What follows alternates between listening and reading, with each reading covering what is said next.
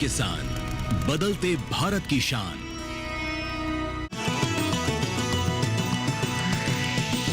DD किसान, बदलते भारत की शान।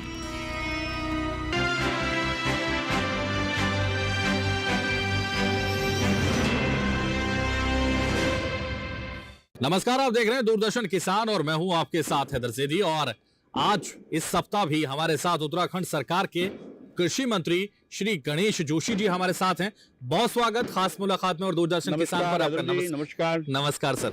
तो देखिए, हमने पिछले सप्ताह भी चर्चा आपसे की और चर्चा किसानों पर हमने की, और एक महत्वपूर्ण और विभाग आपके पास है, सैन्य विभाग। इस पर भी हम चर्चा करेंगे, क्योंकि देखिए, जब जवान सुरक्षा हमारी करेगा बॉर्डर पर और हमारे किसान हमारी सुरक्षा करेगा हमारे खेत पर, यानी अन्न देकर हमें, तभी हमारे देश का विकास होगा, तभी हमारा देश विकसित होगा। तो इसलिए शुरुआत करते हैं आपसे, और आपसे जानना चाहेंगे, आपके पास जो सैन्य विभाग है उससे एक बड़ा कीर्तिमान आप रचने जा रहे हैं। हमारे पास जानकारी है उत्तराखंड में, वो कीर्तिमान क्या है, जरा हमारे दर्शकों को बताइए। मैं बहुत सौभाग्यशाली हूं कि मैं उस प्रदेश का सैनिक कल्याण मंत्री की जिम्मेदारी मुझे माननीय मोदी जी ने दी है, माननीय अमित शाह जी ने दी है, माननीय धामी जी ने दी है। जिस प्रदेश में देश की सेना का 17.5% की पूर्ति हमारा छोटा सा राज्य करता है, देश की रक्षा करने वाला हर 5वां सैनिक उत्तराखंड से होता है। आप फर्स्ट वर्ल्ड वार देख लीजिएगा, first world war, second world war, 47, 65, 71, 62, Kargil, Pulwama, Galwan, Taj पर हमला, संसद पर हमला, कोई ना कोई जवान उत्तराखंड का शहीद होता है।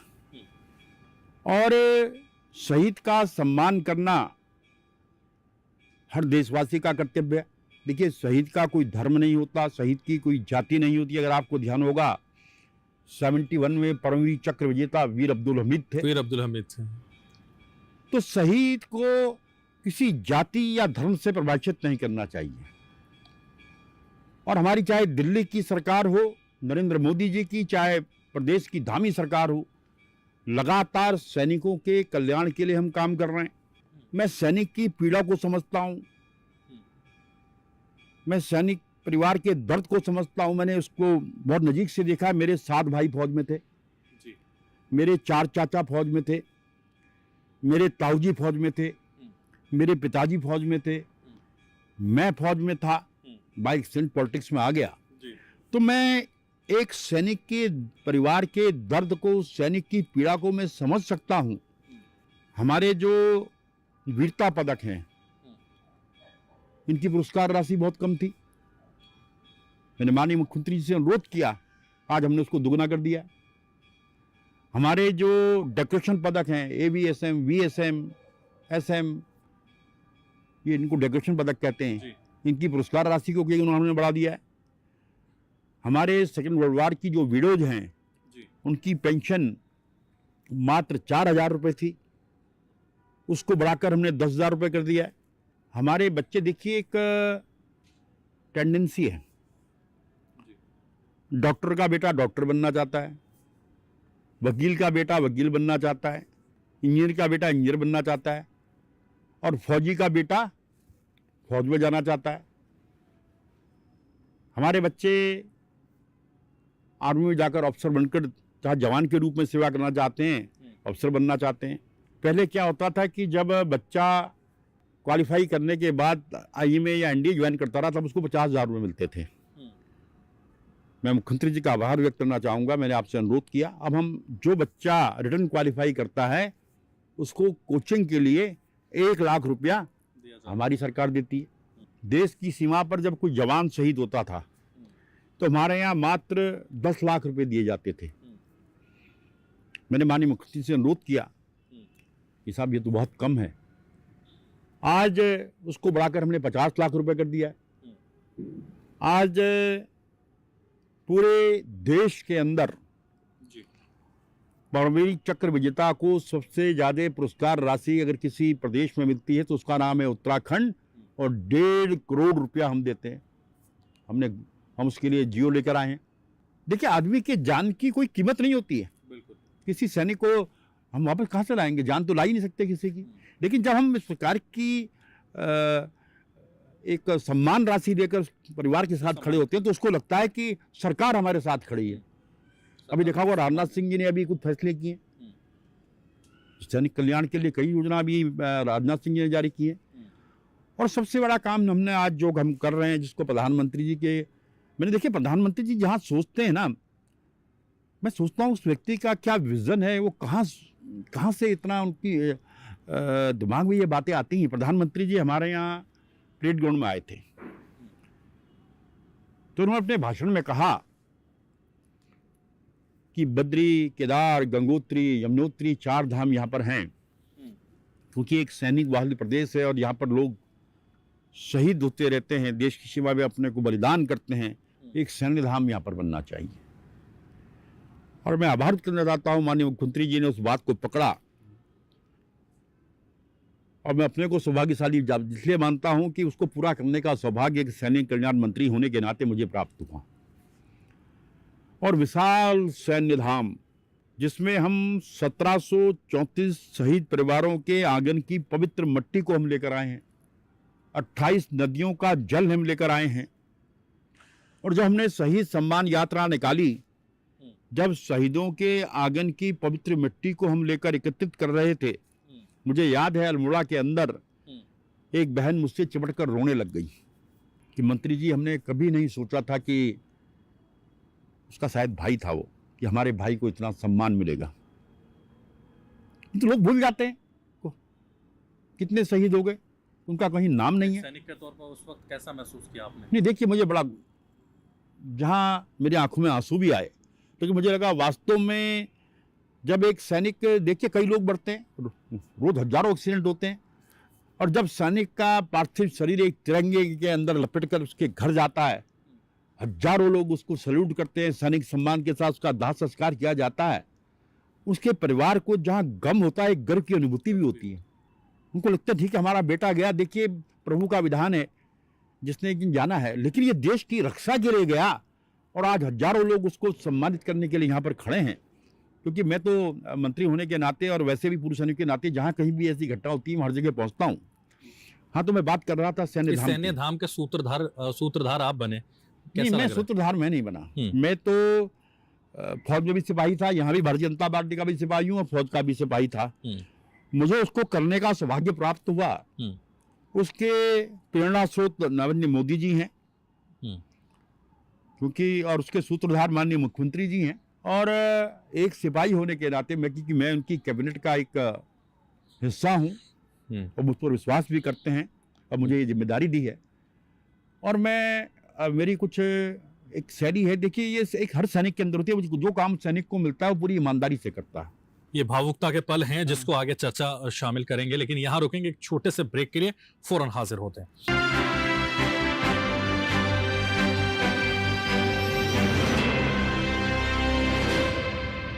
हाजिर मंडी हो या हो वायदा बाजार,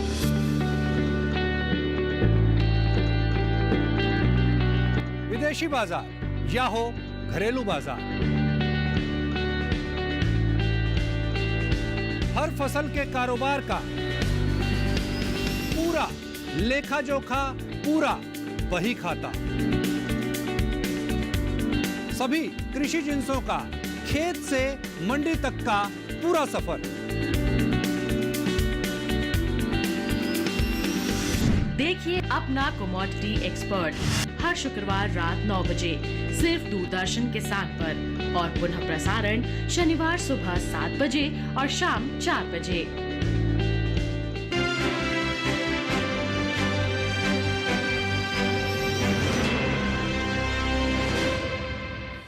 ब्रेक के बाद खास मुलाकात में एक बार फिर से आपका स्वागत है, और मंत्री जी लगातार हमारे साथ बने हुए हैं। श्री गणेश जोशी जी, जिस भावुकता का जिक्र आप कर रहे थे उसका जिक्र भी करेंगे, लेकिन पहाड़ी इलाकों में, मैदानी इलाकों से ज्यादा चुनौतियां होती हैं किसानों को, जवानों को, और आपके पास एक और महत्वपूर्ण विभाग है, ग्राम विकास विभाग, उस विभाग के तौर पर कैसे और काम कर रहे हैं आप? मुझे ग्राम विकास मिला, मुझे सैनिक कल्याण मिला। मुझे तो वो नारा याद आता है कि जय जवान जय किसान, उसको साकार करने का मौका मुझे मिला है। मैं जहाँ सैनिकों की चिंता करता हूँ, किसान की भी चिंता करता हूँ, ग्राम विकास विभाग की। तो ग्राम विकास और कृषि एक दूसरे से जुड़ी हुई हैं। पहाड़ की पूरी इकोनॉमी मातृशक्ति के इर्द घूमती है। पहाड़ की महिलाएं घास भी काटती हैं, पहाड़ की महिलाएं खेती भी करती हैं, पहाड़ की महिलाएं दूध भी निकालती हैं, पहाड़ की महिलाएं अपने बच्चों को तैयार करके स्कूल भी भेजती हैं। और आज हमारी पहाड़ की महिलाएं स्वयं सहायता समूह के माध्यम से अपनी आर्थिकी को मजबूत करने का काम कर रही हैं। आज 4,69,000 बहनें स्वयं सहायता समूह से जुड़ी हैं। और उससे जो हमारे स्थानीय उत्पाद है, तो नमक को सिलबट्टे में पीसते हैं। आज 100 प्रकार का नमक हमारी पहाड़ की बेटियां बनाकर बेच रही हैं और उसमें कमा रही हैं। आज हमारे पहाड़ के बने हुए उत्पाद, हमारे मिलेट्स के बिस्कुट, हमारा अरसा, हमारे पिछोड़ा, आज उसकी इतनी डिमांड हो गई है कि पूरे, अब पहले देखिए आप सिर्फ कुमाऊं के लोग पिछोड़ा पहनते थे ब्याह शादी में। आज देखिए लगभग हर जगह लोग उसको पहनना शुरू कर दिए। पूरे देश में लोग पहन रहे हैं, पूरे देश में उसको पहन रहे हैं। आज हमारा पहाड़ का वो जो गीत है ना, बेड़ू पाको बारमासा, आपने सुना होगा। जी सुना है मैंने। उसको 1952 में इंग्लैंड के अंदर उसको पुरस्कार मिला। आज वो धुन जो है विदेशों में बजाई जाती है। तो आपको याद तो है पहाड़, आपको याद है? नहीं, मुझे शुरू की कुछ लाइनें हैं। हाँ, तो वो लाइनें हो जाए।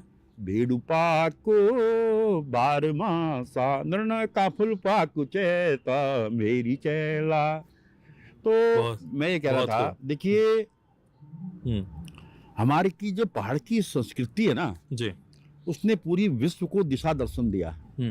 अभी हमने यात्रा रूट पर अपने 400 से अधिक बहनों के स्टॉल हमने बद्री केदार यात्रा पर लगाए, जिन्होंने अपने लोकल समूह, लोकल उत्पाद उसमें बेचे और 4.5 करोड़ रुपए से अधिक की इनकी इनकम हुई। एक बार में उस टाइम मोदी सरकार को 8 साल हुए थे, अब तो 11 साल हो गए। उधम सिंह नगर में था और वो समूह की बहनों के बीच में मैं था। मंच पर मैंने कहा बेटा कोई बच्ची को खड़ी होकर मुझे ये बताओ कि मोदी जी के आने के बाद 8 साल में आपको क्या परिवर्तन नजर आया है। तो वो बच्ची को मैंने माइक पे बुलाया जी, उसका नाम कविता है, वो ग्राम प्रधान बन गई है, अनपढ़ महिला है। उसने कहा कि पहले अगर हमें पैसे की आवश्यकता होती थी, हम अपने पति की ओर देखते थे, अपने पिता की ओर देखते थे, अपने भाई की ओर देखते थे, अपनी माँ की ओर देखते थे। और आज हम इतने सक्षम हो गए हैं कि हम 1 लाख रुपए तक खर्च कर सकते हैं, क्योंकि आज हमारी समूह की लड़कियां इतना अच्छा काम कर रही हैं। उनके बनाए उत्पाद, उसकी इतनी डिमांड हो रही है। और मैं तो, क्योंकि आज देखिए जो मिलेट्स है, जो हमारा जो मिलेट्स है ना, जिसके बने हुए हम बिस्कुट बनाते हैं, अन्य चीज़ें बनाते हैं, कि हमारे मिलेट्स की क्वालिटी इतनी बेहतर है कि इसकी बहुत डिमांड हो रही है। और मुझे याद है कि जब एक बार हम आंदोलन में चलते थे तो मडवे को जो है कोदा भी बोलते हैं हमारे यहाँ पहाड़ में, तो हम एक नारा लगाया करते थे कि हम कोदा झुंगरा खाएंगे, उत्तराखंड राज्य बनाएंगे। और आज क्या नारा हम दे रहे हैं? कि हम कोदा झुंगरा उगाएंगे, उत्तराखंड को आत्मनिर्भर बनाएंगे। और हमारी जो ये बच्चियां हैं समूह की जी, ये मजबूत हो रही हैं। मैं प्रधानमंत्री जी का विशेष आभार करूंगा, उन्होंने हाउस ऑफ हिमालय की लॉन्चिंग वहाँ पर की। हमारा जो अम्ब्रेला ब्रांड है हाउस ऑफ हिमालय, जब इन्वेस्टर समिट में मोदी जी देहरादून आए थे तो उन्होंने उसकी लॉन्चिंग की। आज हमारी समूह की बेटियों द्वारा बने गए उत्पाद एक अम्ब्रेला ब्रांड के अंदर लाकर हम देश विदेश में भेज रहे हैं। आज उसकी फ्रेंचाइजी लोग मांग रहे हैं और हमारी समूह की बहनें मजबूत हो रही हैं। आज इनको हम 5 लाख तक सब्सिडी पर लोन भी दे रहे हैं। अभी 4 दिन पूर्व में एक कार्यक्रम में कहीं था, सरस मेले में, तो मैंने इस बच्ची से पूछा, उसके मैं स्टॉल में जब गया तो मैंने आपके समूह में कितनी महिलाएं? उन्होंने दिवाली में आपने देखा होगा चाइनीज लड़ियाँ बनती हैं, उन्होंने स्थानीय जो लड़ियाँ हो उनको बनाया और 1.5 महीने के अंदर एक बच्ची ने 65,000 रुपये कमाया। तो मैंने कहा भाई तुम इसको आज और ज़्यादा क्यों नहीं बनाया आपने, कैसा मार्केट कहाँ मिलता। लेकिन जब उन्होंने कुछ बची भी थी, मैंने आर्मी के कैंटीन में भेजा, 1 घंटे के अंदर सारी बिक गई। तो कहने का मतलब आज हमारी पहाड़ की बेटियां, पहाड़ की बच्चियां आत्मनिर्भर हो रही हैं। और बल्कि मैंने उससे मजाक भी की, मैंने कहा पहले तो पति आपको डांटता होगा ना, धमकाता होगा, तो आप भी कमा रहे हो। कह रही हाँ ये भी परिवर्तन आया है कि अब जो है पति जो है इतना रौब नहीं मारता क्योंकि हम भी कमा रहे हैं। कहने का तात्पर्य है कि आज हमारी पहाड़ की महिलाएं आत्मनिर्भर हो रही हैं, आज मजबूत हो रही हैं। और आज हमारे यहाँ जो बद्री गाय होती है, आपने नाम बद्री गाय जी, हमारे पहाड़ में बद्री गाय होती है, वो दूध कम देती है लेकिन उसका दूध इतना बेहतर होता है कि उसका जो घी है 3,000 रुपये किलो बिकता है। हमारी कई बहनें बद्री पहाड़ में उसको पाल कर उससे अपनी आजीविका को मजबूत कर रही हैं। आज क्योंकि रेशम विभाग भी मेरे उसमें आता है, कृषि में आता है, उससे 40,000 हमारी बहनें जुड़ी हुई हैं। और उनकी अगर आपकी अभी सिल्क एक्सपो एक देहरादून में हुआ था और मैंने जब वहाँ दौरे पर गया तो उन्होंने मुझसे कहा था, उसको बोलते हैं खड्डी बोलते हैं जहाँ उसको बुना जाता है। तो उन्होंने मुझसे कहा था हमारे पास खड्डी नहीं है। तो सब्सिडी विभाग का भी चेयरमैन था, तो मैंने कहा साहब कितना पैसा चाहिए, मैंने उनको 50 लाख रुपए दिया। और जब वो साड़ी उन्होंने मुझे वहाँ दिखाई, कहने के साहब ये साड़ी वहीं की बनी हुई है, आप विश्वास नहीं कीजिएगा, उसकी क्वालिटी इतनी बेहतर थी कि उनका उसमें 80 लाख से अधिक की सेल 1 हफ्ते के अंदर उन साड़ियों की वहाँ पर हो गई। तो आज हमारी पहाड़ की महिलाएं आत्मनिर्भर हो रही हैं। पहाड़ की जो महिलाएं हैं, बहनें हैं, वो आत्मनिर्भर हो रही हैं और हर दिशा में काम कर रही हैं, ऐसा आप कहना चाह रहे हैं। लेकिन एक अभियान जो आज तक स्वतंत्रता के बाद से आज तक नहीं चला, जिसको मैं कहूँगा विकसित कृषि संकल्प अभियान। अगर किसी भी देश को विकसित करना है तो किसान को पहले विकसित होना होगा और इसीलिए इस अभियान को चलाया गया। इस अभियान का कितना असर उत्तराखंड पर? देखिए, विकसित कृषि संकल्प अभियान जिसकी शुरुआत माननीय शिवराज जी ने की थी, जो पूरे देश में चला। देखिए असल में होता क्या था, पहले मैं शिवराज जी की सोच को सलाम करता हूँ। अब आप टेस्टिंग यहाँ कर रहे हैं, इम्प्लीमेंटेशन खेत में हो रहा है, तो शिवराज जी ने कहा कि वैज्ञानिक जो है किसान की धरती पर जाएंगे और वहीं पर उसकी टेस्टिंग करेंगे। जो नई तकनीक की जानकारी किसानों को हमारे वैज्ञानिकों ने दी, तो मैं विश्वास के साथ कह सकता हूं कि आने वाले 1 साल के अंदर इसके परिणाम आपको दिखाई देंगे। और जो प्रधानमंत्री जी का 247 का विकसित भारत का जो संकल्प है, जो सपना है 247 का, वो कृषि से ही पूरा होगा, मैं कहना चाहता हूँ। देखिए आज क्या स्थिति थी पहले देश की, जब इंदिरा जी प्रधानमंत्री थी, तो हमारे यहाँ जो राशन की दुकानों में जो हम गेहूं देते हैं, सस्ता गेहूं, हमारे पास गेहूं खत्म हो गया था। जब अमेरिका से वो गेहूं मंगवाया, गेहूं लेने में जब मैं गया, मैं गेहूं लेके आया, तो मेरे पिताजी ने मुझे डांटा, भाई गेहूं क्यों ले आए? वो ऐसा गेहूं था, उसको जानवर भी नहीं खाते थे। और आज देश खेती के मामले में आत्मनिर्भर हुआ है, जहां 1 अरब 40 करोड़ लोगों के खाद्यान्न की आपूर्ति हमारा भारत अपने देश को कर रहा है। 90 से अधिक देशों को अन्न का निर्यात हमारा भारत कर रहा है। ये सब देश के प्रधानमंत्री नरेंद्र मोदी जी के नेतृत्व में हुआ है। विकसित कृषि संकल्प अभियान का कोई ऐसा उदाहरण जो आपके सामने आया हो, क्योंकि आप कह रहे हैं कि मैं शिवराज जी के साथ, मुख्यमंत्री जी के साथ लगातार फील्ड में रहा। देखिए, क्योंकि एक नारा भी दिया गया था, लैब टू लैंड विजन। नहीं, मैंने कहा ना, मैं एक अभियान में दूर क्षेत्र नैनबाग के से आगे हर्षिल के गांव में था, और वहाँ पर भी हमारी किसान खेती ज़्यादा महिलाएं करती हैं। और जब मैंने वहाँ पर एक बहन से यही सवाल पूछा, क्योंकि वहाँ हमारे यहाँ जो एप्पल है वहाँ का, उसमें कभी कभी बीमारी लग जाती है। जब हमारे वैज्ञानिकों ने वहाँ पर आकर उनको जानकारी दी कि ये तो बहुत मामूली से, इसमें इतना सा आप इसका इस प्रकार से पेस्टिसाइड अगर डालें तो ये कीड़ा नहीं लगेगा। और अभी उनका यहाँ फसल का तुड़ान अभी हुआ है, हमारे यहाँ ना एप्पल का तुड़ान अभी होता है। तो मुझे उस बहन का फ़ोन आया कि साहब आप संकल्प यात्रा में इतने महीने पहले यहाँ पर आए थे और हमने वो दवाई डाली और हमारे यहाँ जो इस बार वो बीमारी नहीं लगी। तो कहने का मतलब ये जो कृषि संकल्प अभियान है ये सफल हो रहा है, इससे आम किसान को लाभ मिल रहा है और इसका परिणाम 1 साल के बाद आपको दिखाई देंगे, मैं पूरी दावे के साथ कह सकता हूँ। क्या आपको लगता है ये जो लैब टू लैंड विजन था, क्योंकि लैब खुद चलकर खेत पे पहुंचा, तो इससे बड़ा यहाँ करेंगे, मट्टी वहाँ आएगी, अब वहाँ से आप मट्टी लाए, पता नहीं कहाँ की मट्टी आई, कौन से खेत की आई, होता ही है। आपने सैंपल एक लिया, अब आपने 20 सैंपल इकट्ठे करके लाए और आपने उसकी टेस्टिंग कर दी, अब पता नहीं वो कौन से खेत का है, यहाँ से कह दिया साहब आप ये खाद डालिए। जब जिस दिन वहाँ पर जाकर वैज्ञानिक उस पर्टिकुलर लैंड की टेस्टिंग करेगा, उसको मालूम है कि यहाँ पर कितना पेस्टिसाइड डालना है, कितनी कौन सी खाद डालनी है, तो निश्चित ही उसका लाभ होगा।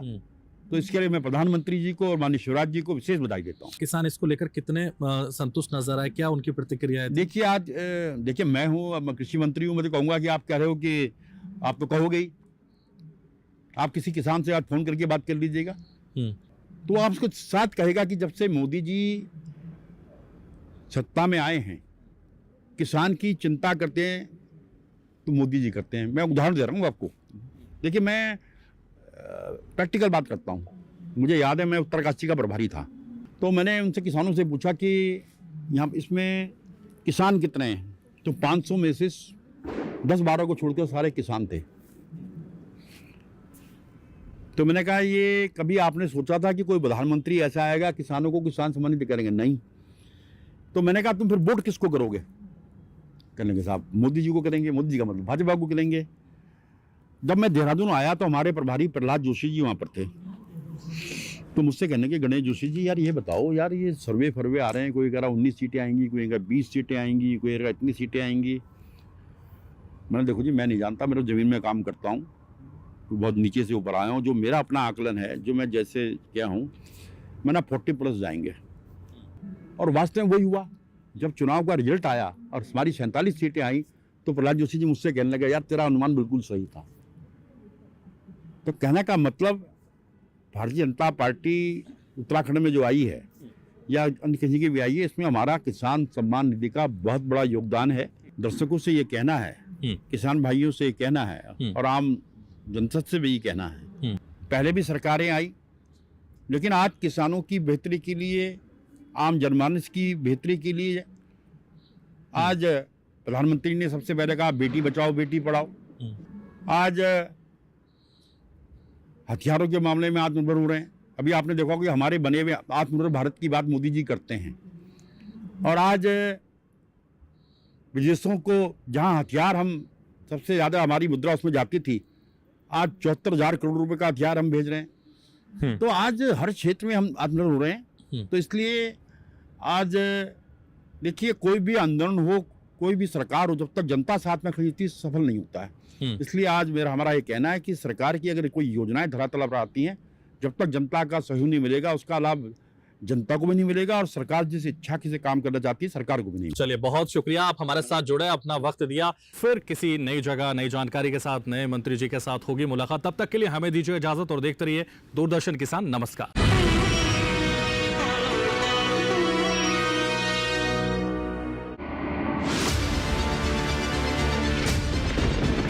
बारिश हो या हो तूफान, ओलावृष्टि या तापमान, या हो पर्यटक स्थलों का पूर्वानुमान, पाला हो या कोहरा हो, या हो वायु की गुणवत्ता,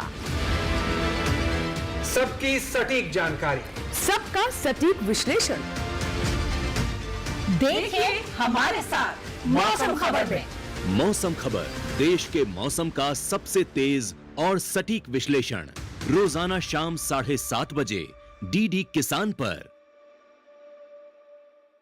डीडी किसान ने कर ली है तैयारी, यहाँ मिलेगी पशुपालन की हर एक जानकारी। घर आंगन से लेकर व्यावसायिक फार्म तक, मुर्गी पालन से लेकर रेगिस्तान के जहाज तक, बीमारियों से पशुपालक बिल्कुल ना हो परेशान। विशेषज्ञ करेंगे आपकी समस्या का समाधान। देखिए अपना पशु चिकित्सक हर रविवार शाम 6:30 बजे दूरदर्शन किसान पर। मैंने बस उन्हें समझाया ताकि कल को किसी और मासूम जिंदगी की जान ना जा सके, वो खिलवाड़ ना कर सके। वो लोग हमारे पापा के करियर के साथ खिलवाड़ कर गए। उन्होंने बोल दिया कल मंत्रालय आने की जरूरत ही नहीं। जो कुछ भी कहना है बस इस लेटर में लिख कर लाई हो, रिटन अपॉलजी, माफी।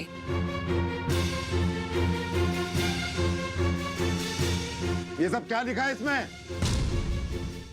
उसको रजनी 2.0 बुलाते हैं। सोमवार से शुक्रवार रात 8 बजे, पुनः प्रसारण सुबह 10 बजे डीडी नेशनल पर। वो आंचल की माँ मेरे पीछे पंजे झाड़ के लग गई। मुझे कहने लगी कि सब तुम्हारी वजह से हुआ है। मैं रिश्ता क्या उसका इस घर से, आपसे, हमसे, जो आप और जीजा जी इतने परेशान हो रहे हो एक अंधी लड़की के लिए। सेठ मगन लाल से मेरी कोई जाती दुश्मनी नहीं, लेकिन उससे तुम्हारे साथ जो किया, फिर से वही बात भाईजान।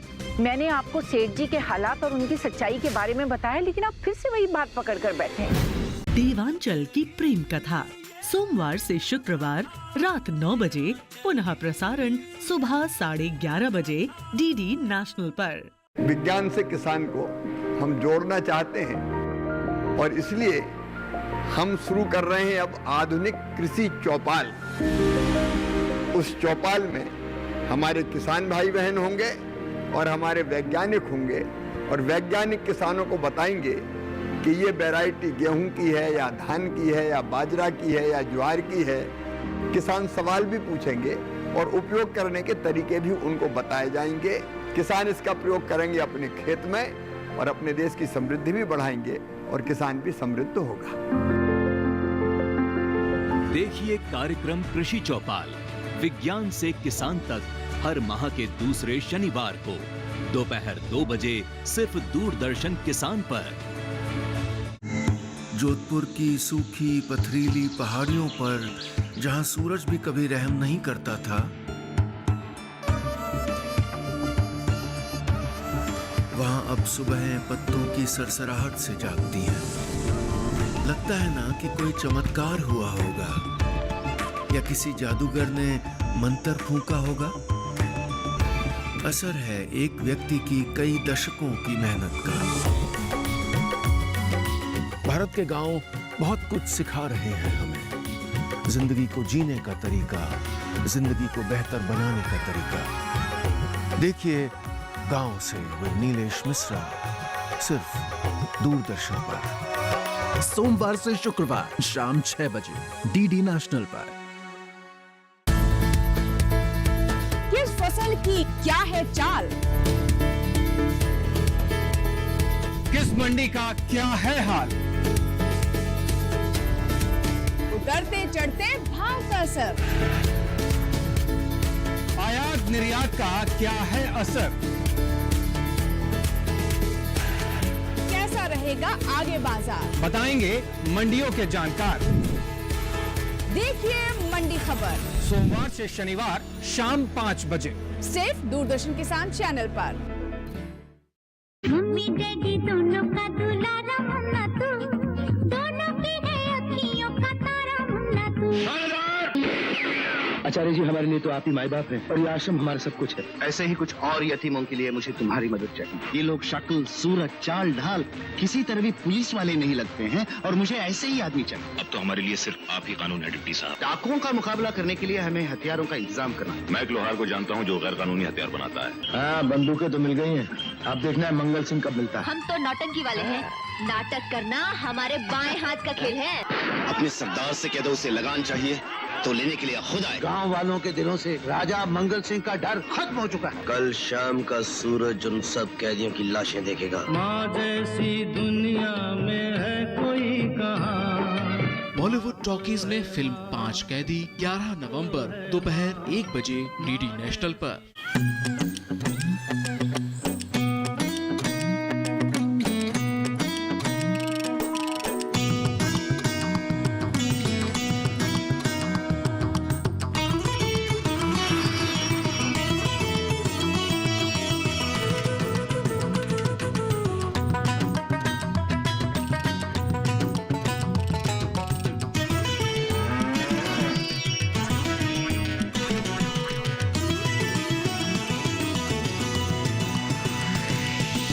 डीडी किसान, बदलते भारत की शान।